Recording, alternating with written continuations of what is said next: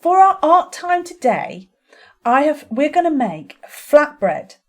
And I can't believe how simple this recipe is. There are literally 2 ingredients. We've got here Greek-style yoghurt and self-raising flour. 2 ingredients, really easy flatbread. So you need 220 grams of self-raising flour and 125 grams of Greek yogurt. And then Peter is going to put the flour into the bowl, first of all, with the spatula, nice and gently, so it doesn't go everywhere, so we don't get it all over the place. There we go. Literally, you take 2 ingredients and put them in a bowl and mix them together. That's what we need to do. I know we've obviously weighed out our ingredients. This will make, I think, 6 to 8 pieces of flatbread, so I suppose you could increase the ingredients to make more. And then the yogurt, the Greek yogurt next. Try and scrape out as much as you can there, Peter. Push that out. And we're literally going to mix it up now. I'm using a wooden spoon, but I guess you could use a metal spoon as well. Shall I just have a little go so we can get that extra bit out there, Peter? Because it's a bit awkward, isn't it? Just as you can see, scraping out as much as we can from the bottom of that bowl.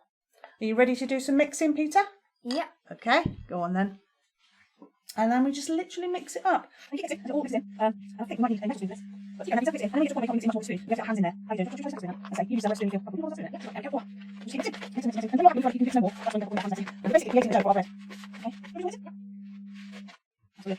Keep going there. It's not looking like breadcrumbs at the moment. And it's not looking much like dough, is it, Peter? No. So we need to get it sticking together. I think I need to get my hands dirty now. So what I'm going to do, I'm going to put my hands. So don't sit and stop. You take it on my hands. Okay, there you go. And you find it's sticky enough. Just put it in. I think I need more. It's not quite sticky enough.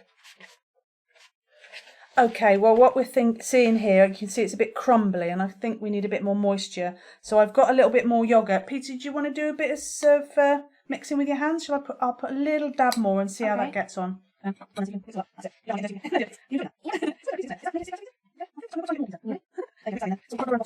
That is nice, that is. Do that a little bit more. Feels like a wet tea towel. That's really funny. Oh, that's much better, isn't it? That's lovely. Perfect. And you just keep doing that. I think that will do us. And then the next stage, we're going to roll it out.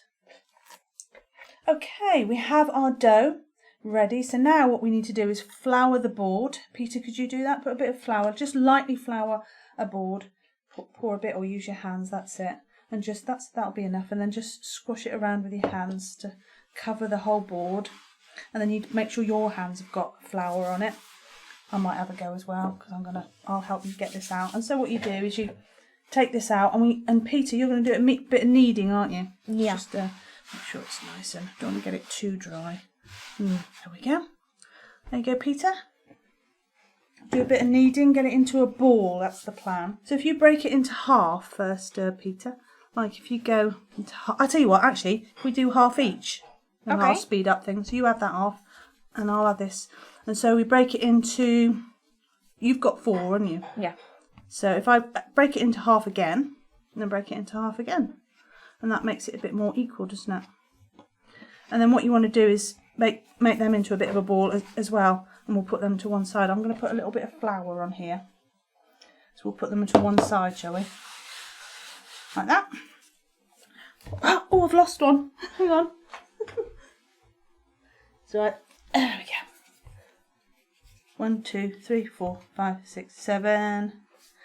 And that last one, you might as well do that on the board now. So what you need is the rolling pin to roll it out, and we're going to roll it flat into oval shape. So you need a bit of flour on the rolling pin, don't forget, so that doesn't stick. Just take just a tiny bit, Peter, just a tiny bit, really just a little bit.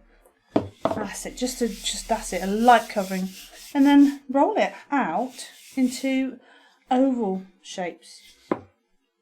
That's it. Maybe a little bit more flour on because it seems to be sticking, doesn't it? I'll help you out. You just got to keep doing that from time to time just to make sure it doesn't stick. I'm not quite sure how flat we need this to go.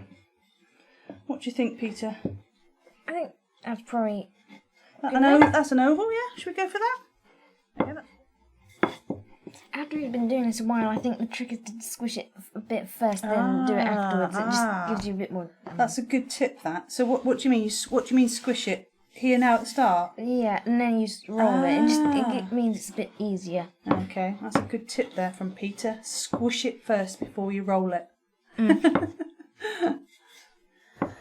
Okay, so here's our flatbread, and the final stage is literally to put it into a hot pan and to cook. I think literally it's only going to take a few minutes either side, 4 minutes, I think.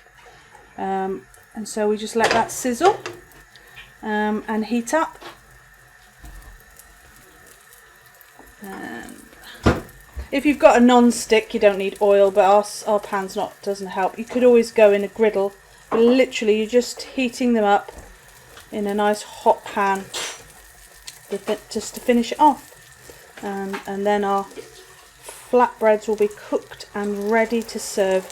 You could have them in the morning, you could have them with pizza, you could have it with curry, and of course these are just plain flatbread, so you could oil it and put some garlic on or different kinds of flavours, but we've just gone for a plain flatbread.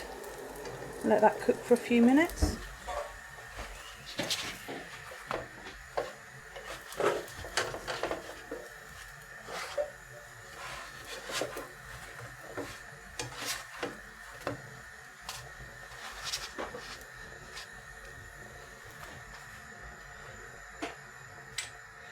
And there we have it.